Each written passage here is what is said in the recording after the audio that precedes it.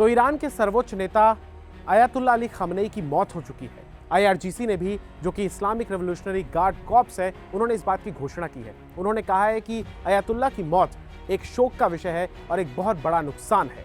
मैं आपको बताऊं कि आखिर ये अयातुल्ला अली खामनेई थे कौन।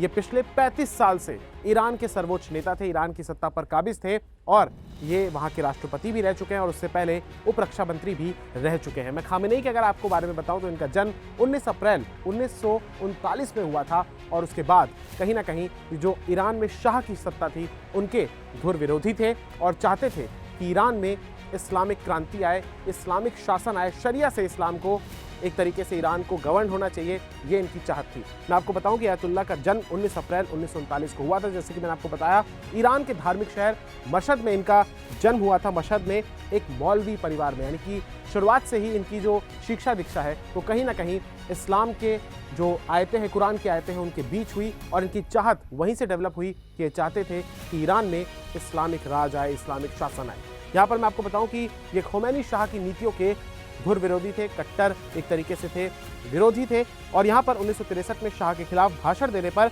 उन्हें गिरफ्तार भी किया गया था।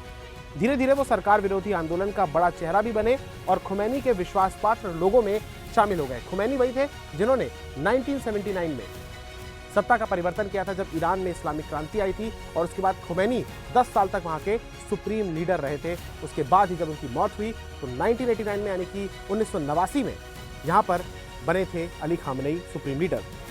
इस्लामिक क्रांति के बाद शाह की सरकार गिर गई थी, खोमैनी देश लौट आए थे और फिर नई इस्लामी सरकार बनी थी और खामनेई को उसमें क्रांतिकारी परिषद में जगह मिली और बाद में उन्हें उप रक्षा मंत्री भी बनाया गया था, यानी कि डिफेंस की एक तरीके से कमान कह लीजिए या उनके पास डिफेंस का सेक्टर भी दे दिया गया था। 1981 में तेहरान की एक मस्जिद में भाषण के दौरान उन पर बम से हमला भी हुआ था।